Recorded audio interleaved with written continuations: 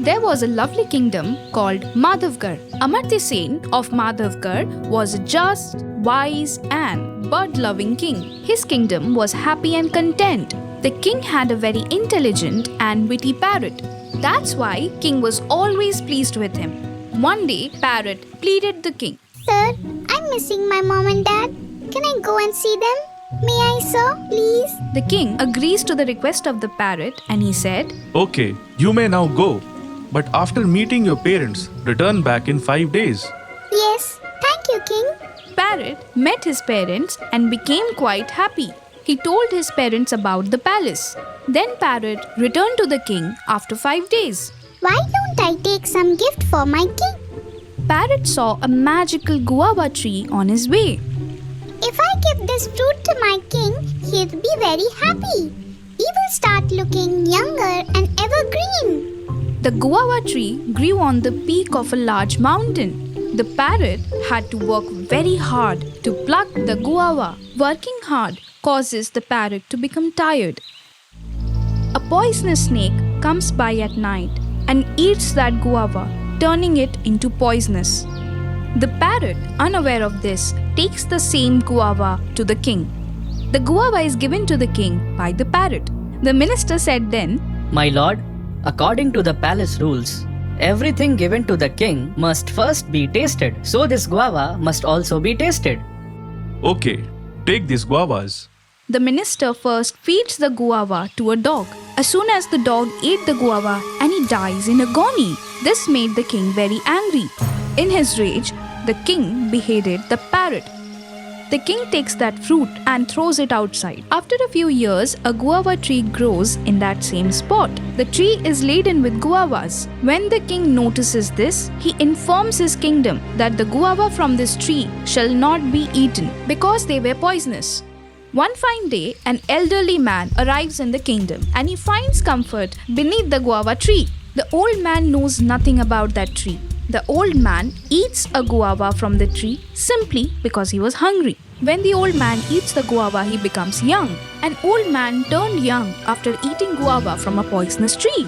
The news spreads like a wildfire throughout the kingdom. As soon as king got to know about it, king couldn't believe it. How did this happen? Aren't the fruits of this tree poisonous? The king visits the guava tree to learn the truth. In front of everyone, the king allows a guard to eat a guava. As soon as he ate the guava, he turned young. Everyone became surprised. And the king now understood that the guava was once poisonous, but not the guava tree. The king is deeply saddened by the fact that he killed his innocent parrot.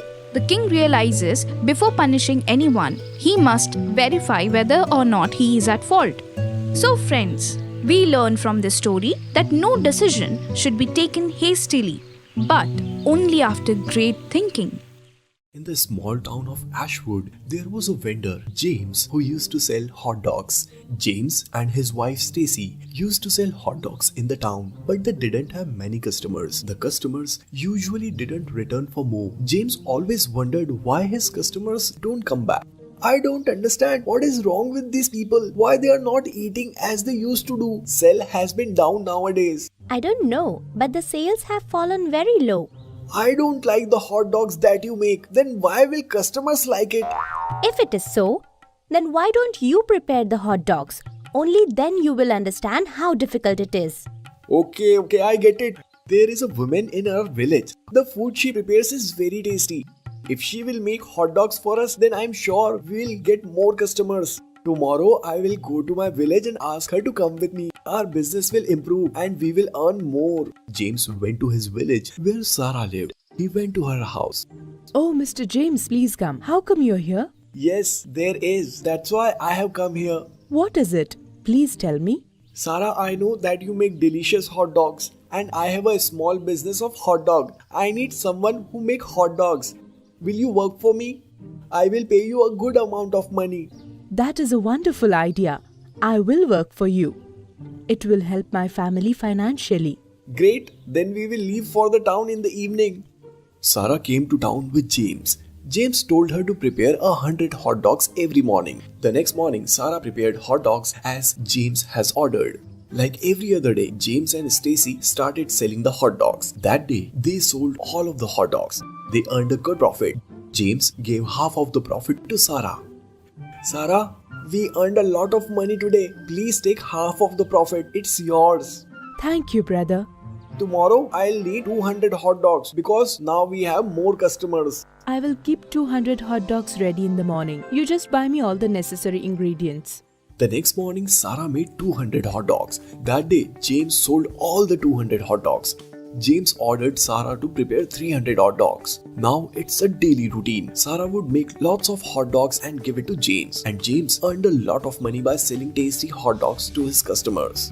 But Stacy becomes jealous after seeing this. One day, she told James, Dear, why do you give half of the profit to Sarah?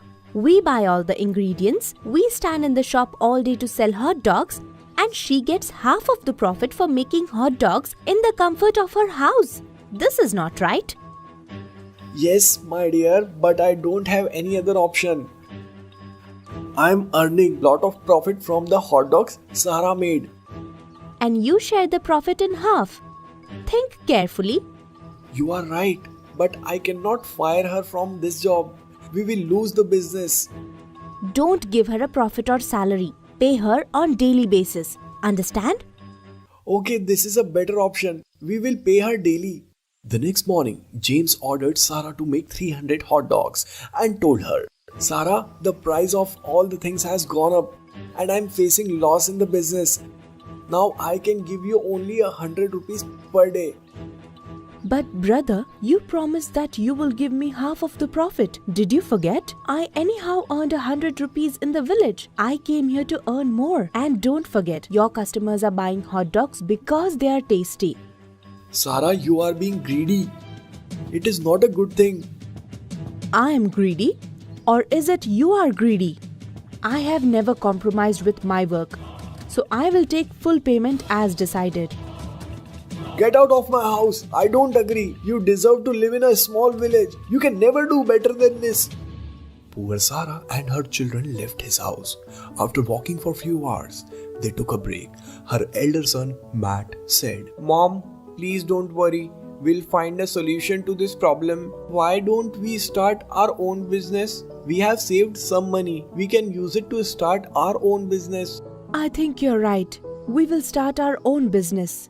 The next day, Sarah and her son started their hot dog business and they started in the heart of the town next to the James business. That day, Sarah made just 50 hot dogs, but her business was new and hence she didn't have many customers on the first day. She became very sad.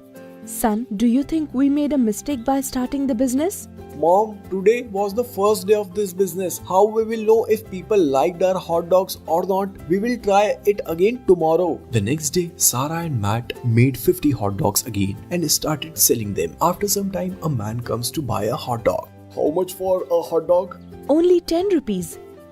The man liked the taste of the hot dog that he ate. He ordered to pack 10 more hot dogs for his family. As time passed, Sarah now had more customers. People loved her hot dogs and James started losing his customers one by one. Even everyone was talking about Sarah's delicious hot dog. One day, a very wealthy businessman in the town came to her shop. Please give me a hot dog. Sarah gave him a hot dog and got back to her work. The businessman liked her hot dog very much. Sister, my son is getting married the day after tomorrow. Will you make tasty hot dogs for all guests? I'll pay you for all of the hot dogs. I will make it and I will try to give them the best hot dog they have ever eaten. Please take this as an advance. Businessman left after giving Sarah some money in advance. When James saw this, he became very jealous, but he knew that he cannot say a word to her. I think we should start some other business. We are not earning much profit from this hot dogs business. You are right. Let's start some other business. In this way, James and Stacy had to stop their business. Their greed and lies became the reason that they had suffered a loss. But Sarah's hot dog business was doing great. The moral of the story is that we should always fulfill our promises and never betray anyone's trust.